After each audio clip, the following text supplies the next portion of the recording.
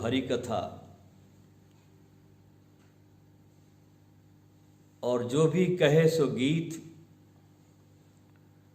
करुणा कारण सुनो हो संतो, ओशो धरा शरीर। करुणा कारण सुनो हो संतो, ओशो धरे शरीर। कहा जाता है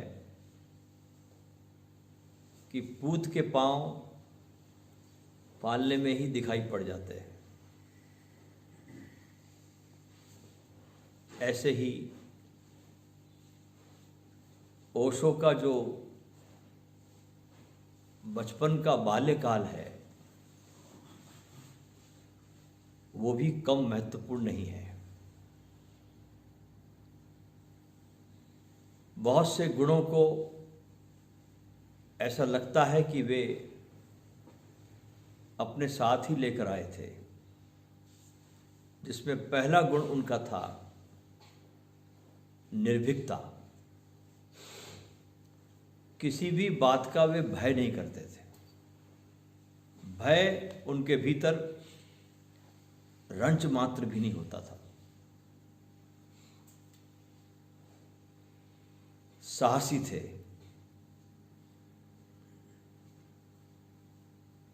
एक घटना से शिविर की शुरुआत करना चाहता हूं कि ये सागर में पढ़ते थे। मध्य प्रदेश का एक छोटा सा शहर है सागर। वहाँ बहुत बड़ा एक विश्वविद्यालय है, वहाँ पर ये पढ़ते थे। एक बार की बात है कि उस सागर यूनिवर्सिटी में बुद्ध जयंती का बहुत भव्य आयोजन हुआ और जिसके अध्यक्ष जो थे उस बुद्ध जयंती के, उसी विश्वविद्यालय के जो सबसे बड़ी पोस्ट होती है वाइस चांसलर, जिनका नाम था डॉक्टर त्रिपाठी, वे उस बुद्ध पूर्णिमा के पूरे कार्यक्रम के अध्यक्ष थे। उनको जब बुलाया गया बुद्ध जयंती पर भाषण देने के लिए डॉक्टर त्रिपाठी को, तो उन्होंने अपने भाषण में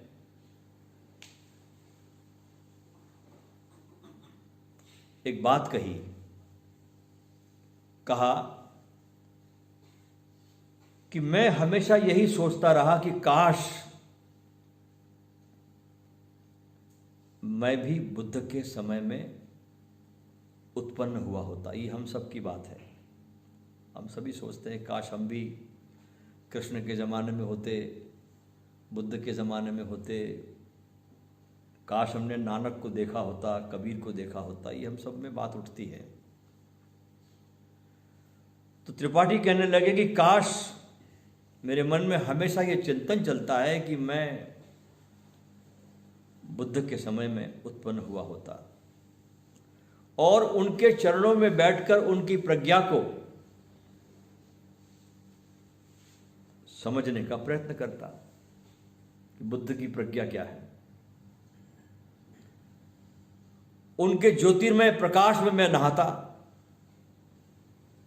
काश मुझे उनके दृष्टिकोण को समझने का अवसर मिलता। इतना सुनना था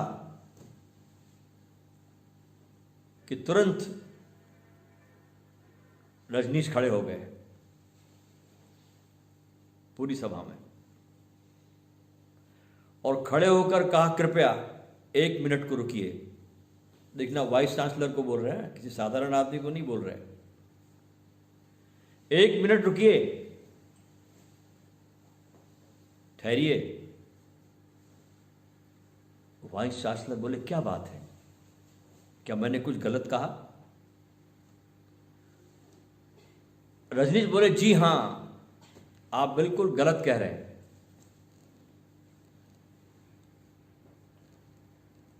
रजनीश कहने लगे क्या कभी आप कृष्णमूर्ति से मिले? वो तो इंग्लैंड में कई वर्षों से रह रहे हैं, और जहां आप भी कभी कभी जाकर रहते हैं इंग्लैंड में, कृष्णमूर्ति वहीं रहते हैं, और आप भी महीनों तक वहां रहते हैं इंग्लैंड में। क्या कभी आप उनसे मिले?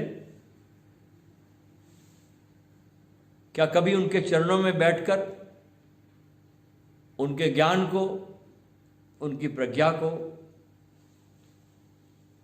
आपने समझने का कोई प्रयास किया? इतना सुनना था कि उस पूरे बुद्ध जयंती के पूरे हाल में सन्नाटा छा गया। एक छोटा सा बालक उठ करके वाइस चांसलर को से बात कर रहा है। सभी जितने प्रोफेसर्स बैठे थे, अध्यापक बैठे थे और छात्र बैठे थे, रजनीश को बहुत आश्चर्य से देखने लगे। ये कैसा बेवकूफ लड़का है जो वाइस चांसलर को गलत कह रहा है। डॉक्टर त्रिपाठी ने स्वीकार किया, ईमानदार आदमी था ये, कि वे कृष्णमूर्ति से कभी नहीं मिले। रजनीश ने फिर प्रश्न किया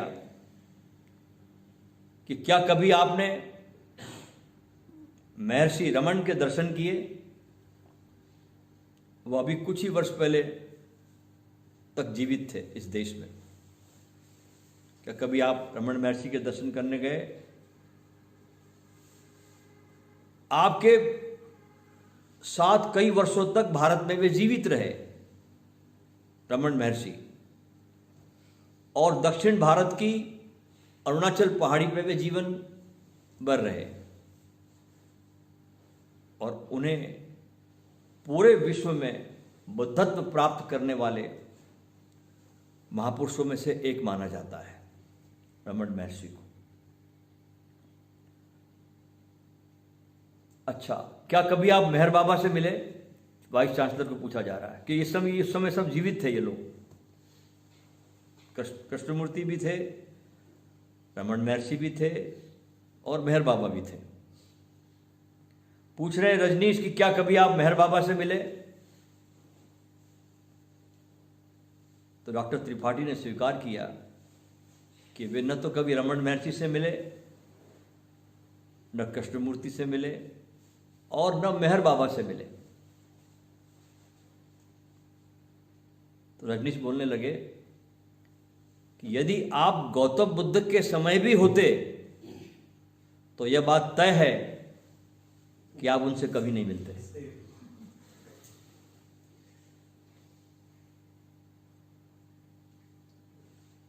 आप अगर गौतम बुद्ध के समय भी होते तो आप उनसे कभी नहीं मिलते, क्योंकि आप पास रहते हुए भी कृष्णमूर्ति, रमन महर्षि और मेहर बाबा जैसे बुद्ध पुरुषों से नहीं मिले। तो लगता है कि आपने अपने भाषण को प्रभावपूर्ण बनाने के लिए ही एक झूठी डींग हाँक दी है। देखिए, हिम्मत देखिए इनमें। अपने भाषण को प्रभावशाली बनाने के लिए आपने बहुत सुंदर डींग हाँकी है कि काश मैं भी बुद्ध के जमाने में पैदा हुआ होता।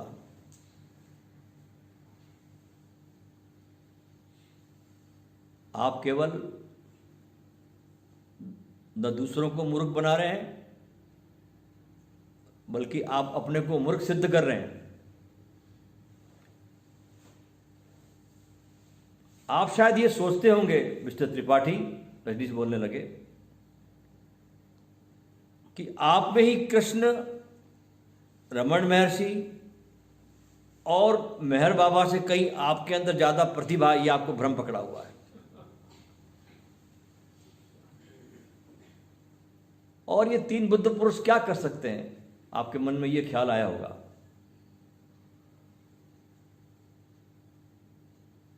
और मैं कह सकता हूं कि बुद्ध के समय भी आप होते तो आप उनसे हरगिज नहीं मिलते। बताइए मिस्टर त्रिपाठी, रजनीश कहने लगे, आप मुझसे सहमत हैं या नहीं?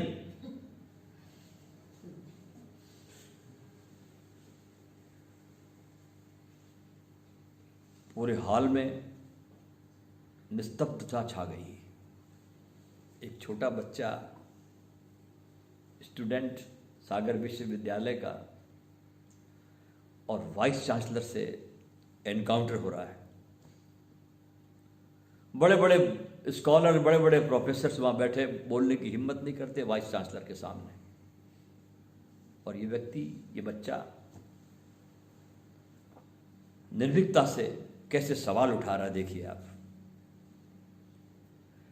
उसका साहस देखकर सारी सभा हतप्रभ रह गई, क्योंकि ऐसा उस सागर विश्वविद्यालय के इतिहास में पहली बार घटा। न उसके पहले कभी घटा, न उसके बाद में भी कभी नहीं घटा। इतनी हिम्मत से किसी ने पूछा ही नहीं। छात्र तो क्या, कोई प्रोफेसर भी वाइस चांसलर को पूछने की हिम्मत नहीं कर सकता था।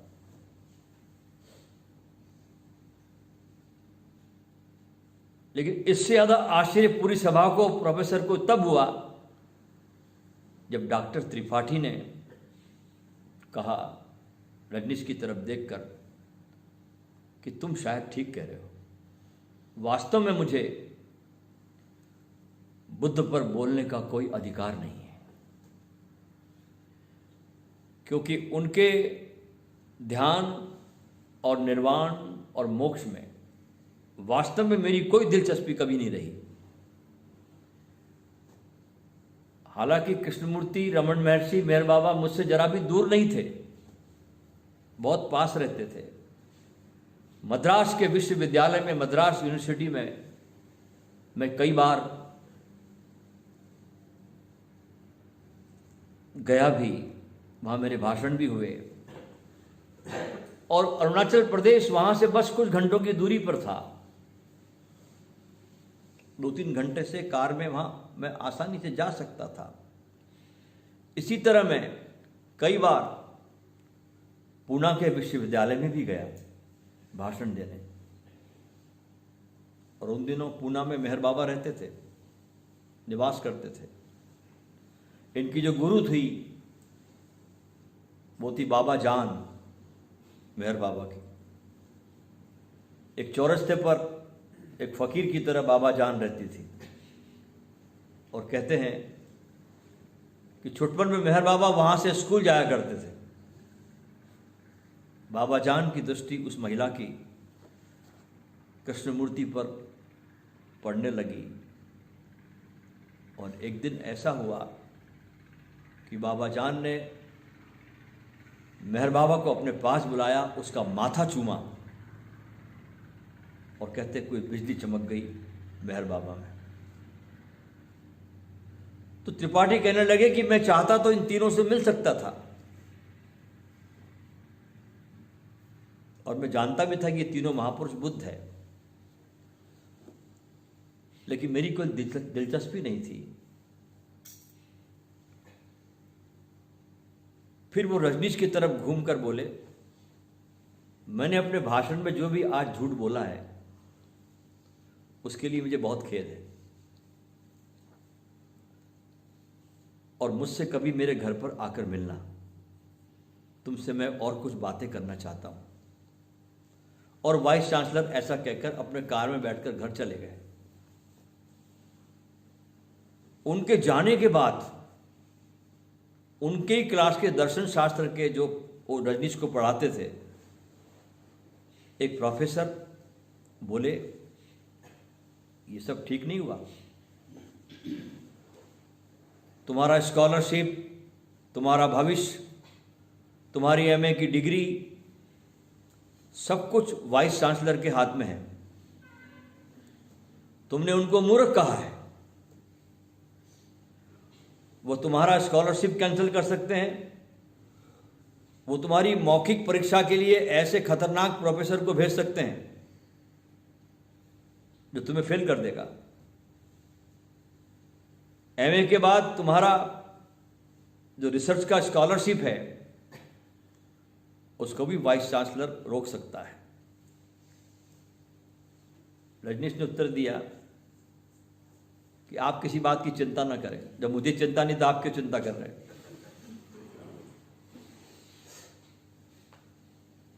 आप किसी बात की चिंता नहीं करिए, क्योंकि मुझे चिंता नहीं है। और स्वयं वाइस चांसलर ने खेद प्रकट करते हुए मुझे अपने घर पर आमंत्रित किया है।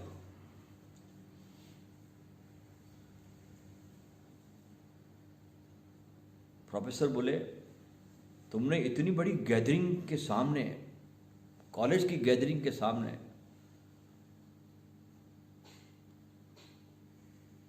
उनको मूर्ख सिद्ध कर दिया है और उन्होंने खेद प्रकट किया है।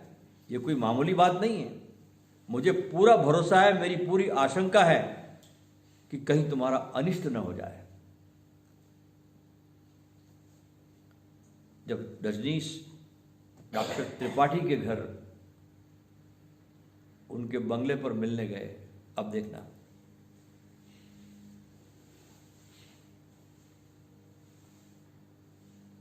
वाइस चांसलर ने इनवाइट किया। जब उनके घर मिलने गए, उनके बंगले पर, तो बड़े प्रेम से डॉक्टर त्रिपाठी ने रजनीश का स्वागत किया, बहुत प्यार से,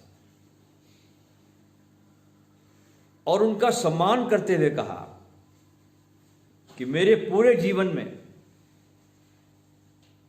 मेरे लेक्चर में आज तक कभी किसी ने मुझे टोका नहीं। केवल तुमने मेरे पूरे जीवन काल में एक ऐसे बिंदु पर टोका जहां वास्तव में मैं गलत था और उसको अस्वीकार भी नहीं कर सकता था।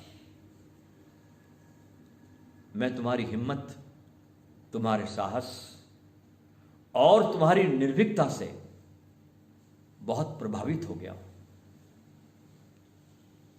और इसी कारण तुम्हारे प्रति इस गुणों को देखते हुए तुम्हारे प्रति मेरा हृदय प्रेम से ओतप्रोत है। तुम्हें जब भी किसी चीज की जरूरत हो तो निसंकोच मेरे पास चले आना, या मुझे फोन कर देना, वो चीज मैं तुमको पहुंचा दूंगा। और कोई भी सुविधा जो मेरे पास में है, मेरे घर में है, उसे तुमको देने में मुझे बहुत हार्दिक प्रसन्नता होगी। और इस कारण रजनीश को उस समय सागर विश्वविद्यालय में बिना कहे अनेक सुविधाएं प्राप्त हो गई और सुविधाएं मिलने लगी। वहाँ पर जो मैस चलता था भोजन करने का यूनिवर्सिटी में, जहाँ भोजन करते थे, जिसके पैसे लगते थे, तो वाइस चांसलर ने उनको 2 वर्ष का फ्री पास दे दिया मैस के लिए। 200 रुपये माहवार का स्कॉलरशिप पहले ही मिलता था उनको। अच्छा, वहाँ पर क्या सिस्टम था कि किसी अपनी यूनिवर्सिटी की लाइब्रेरी से सिर्फ आप एक पुस्तक इशू करा सकते एक दिन में, और इनको पढ़ने का बड़ा शौक था, किताबों का। ये किताबों के इतने शौकीन थे साहब कि शायद धरती पे इतना शौकीन आदमी किताबों का दूसरा नजर नहीं आता। नवभारत प्रेस में काम करते थे। जब पिता ने इनसे कहा कि कॉलेज में कौन सा विषय लेना है, तो कहा कि मैं तो फिलॉसफी लूंगा। बोले फिलॉसफी? अरे हमारे गाडरवारा में 2 फिलॉसफी किए हुए लोग बेकार घूम रहे हैं, उनको नौकरी नहीं मिलती। वो कोई लेने जैसा विषय है? साइंस लो, गणित लो, अर्थशास्त्र लो, विज्ञान कुछ लो, ऐसा दर्शन शास्त्र नहीं, बिल्कुल नहीं। अगर तुम दर्शन शास्त्र का विषय लोगे तो मैं तुमको पढ़ने के लिए 1 पाई भी नहीं दूंगा। तो पिताजी को दादा बोलते थे। बोले दादा, आज से मेरा आपका समझौता हो गया कि आप मुझे अपनी पढ़ाई के लिए 1 पैसा भी नहीं देंगे, मैं मांगूंगा भी नहीं। तो फिर ये जबलपुर के नवभारत में काम करने लगे, प्रेस में। वहां जगमोहन नाम का इनका बड़ा प्यारा मित्र बना, जो सह संपादक था। बहुत काम किया इन्होंने प्रेस में, वहां भी बड़ी निर्भीकता से काम किया, कभी संपादक से डरे नहीं। जो कहना था, जो पोस्टिंग करनी थी, जो प्रेस में काम करना, सब करते थे। और इस बीच इन्होंने अपना ध्यान का कार्यक्रम भी जारी रखा। बहुत ध्यान करते थे। ये उनके बुद्धत्व प्राप्ति के पहले की बात बता रहा मैं आपको, 21 साल के कम उम्र की बात है सभी। तो एक किताब जब इशू कर सकते थे तो इनको परमिशन मिली चांसलर के द्वारा कि तुम अब जितनी चाहो उतनी किताबें तुम इशू करा सकते हो लाइब्रेरी से। इसके लिए डॉक्टर त्रिपाठी ने उनको विशेष पास जारी कर दिया था और इस प्रकार किताबों के अध्ययन में भी डूबे। मैं आपसे कहना चाहता हूं दोस्तों कि जब तुम सत्य की यात्रा पर निकलते हो तो ध्यान रखना, ये अस्तित्व तुमको बहुत सहयोग देता है। ये अस्तित्व बहुत संवेदनशील है। ये इतना संवेदनशील है कि जब तुम इसकी तरफ चलना शुरू करते हो, सत्य की तरफ, तो तुम पाओगे कि तुम्हारे आसपास अज्ञात हाथ तुमको संभालने को आ गए। कृष्णमूर्ति जब तैयार होने लगे, देखिए कैसे कैसे लोग उनको संभालने लगे। एनी बेजट आई, लीड बेटर आई, अलकाट आए, कितने कितने लोग आए उनको संभालने के लिए। बुद्ध जब सत्य की तलाश में गए, अलार कालाम आया, उद्धम राजपुत्रम आए। ऐसे जब साधक चलता है परमात्मा की तरफ, ओशो के बचपन काल में मग्गा शाह आए, मस्तो आए, पागल बाबा आए। 3 संतों ने बड़ी इनकी खातिरदारी करी है। और जब एक संत शरीर छोड़ने लगा, जैसे पागल बाबा ने पहले शरीर छोड़ा, तो पागल बाबा ने ओशो की पूरी जिम्मेदारी मस्तों को सौंप गए कि तुमको सारे काम करने इस बच्चे के, मैं जा रहा हूं। तो पूरी रूपरेखा देखे गए पागल बाबा, किस किस से मिलाना है, कहां कहां इनको ले जाना है, कौन कौन आर्थिक सहयोग देगा, कौन से राजाओं से मिलाना है और पंडित जवाहरलाल नेहरू से मिलाना है। तो पागल बाबा के एक एक आदेश का पालन मस्तों ने किया, एक एक आदेश का पालन, जो जो वो कहा उन करते गए। पंडित जवाहरलाल नेहरू से इनकी 3 दिन तक मुलाकात होती रही, 19 साल की उम्र में। जब वो 19 साल की उम्र में थे तो दिल्ली में मस्तो उन्हें मिलाने लेके गए। तो उस समय जब मिलाने लेके गए, क्योंकि मस्तों की बहुत इज्जत थी उस समय भारत में, मस्तो जहां भी जाते लोग उसके पैर छूते, बड़े बड़े लोग उनके पैर छूते थे मस्तों के, क्योंकि पागल बाबा के शिष्य थे ये। तो बहुत सम्मान होता था मस्तों का जहां भी जाते। तो नेहरू जी जानते थे मस्तों को। जब मस्तो लेके गए रजनीश को अपने साथ में, उस बच्चे को, तो मस्तो को देखते ही पंडित जी ने, जवाहरलाल जी ने सारे अपॉइंटमेंट कैंसिल कर दिए। उसी समय बाहर बैठे थे मुरारजी देसाई, उससे उनका अपॉइंटमेंट था नेहरू जी से मिलने का। जब मस्तो रजनीश को लेकर कैबिन में गए उनके पंडित जी के, तो कहते हैं उस समय ऐसी गजब की चर्चा चली है रजनीश की और जवाहरलाल नेहरू की कि 3 घंटे कार्यक्रम चला अंदर। 3 घंटे पंडित जी ने रजनीश को दिए पहली मुलाकात में। बहुत बड़ी बात होती है देश के प्रधानमंत्री का किसी व्यक्ति को 3 घंटे समय देना। और सारे अपॉइंटमेंट कैंसिल कर दिए नेहरू जी ने। अपने सेक्रेटरी से बोल दिया अब कोई डिस्टर्ब नहीं करना, कोई भी आया सब कैंसिल। और एक दिन नहीं, उनकी ये मीटिंग नेहरू जी की उनके साथ में 3 दिन तक चलती रही। रोज जाते थे, रोज उन्होंने बुलाया, रोज प्रतीक्षा करते थे, बोले इनको बच्चे को जरूर लाना। और तीसरे दिन नेहरू जी ने खास तौर से अपनी बिटिया इंदिरा गांधी को बुलाया कि इनसे मिलो, ये भविष्य में ये बहुत प्रतिभावान बच्चा है, कोई भी समस्या आए इनसे सलाह लेना। नेहरू जी ने इंदिरा गांधी को हिदायत दी और अपनी बेटी से भी उन्होंने मिलाया। तो बचपन में जब सत्य की यात्रा पर रजनीश थे तो हम देखते हैं उनके जीवन को जब पढ़ते हैं, सुनते हैं, समझते हैं तो हम पाते हैं कि अस्तित्व ने उनको कितना सहयोग दिया। इसलिए आप भी भरोसा रखो, विश्वास रखो, श्रद्धा रखो। ये अस्तित्व बहुत संवेदनशील है। जब तुम चलते हो इस मार्ग पर तो कभी भी ये फिक्र मत करना कि मुझे को कौन संभालेगा, इसके हाथ बहुत बड़े बड़े हैं। ओशो की इन घटनाओं से हमारे भीतर एक श्रद्धा आनी चाहिए कि जिस प्रकार इस छोटे से बालक को कैसा अस्तित्व ने संभाला, क्योंकि निर्भीक थे, सत्य के प्यासे थे, सत्य के साथ कभी कोई समझौता नहीं किया, और अस्तित्व इन्हें बचपन से लेके आखिर तक के संभालता चला गया। इसलिए अपने भीतर हिम्मत से इस रास्ते पर चलिए, साहस के साथ कदम बढ़ाइए, श्रद्धा के साथ कदम बढ़ाइए।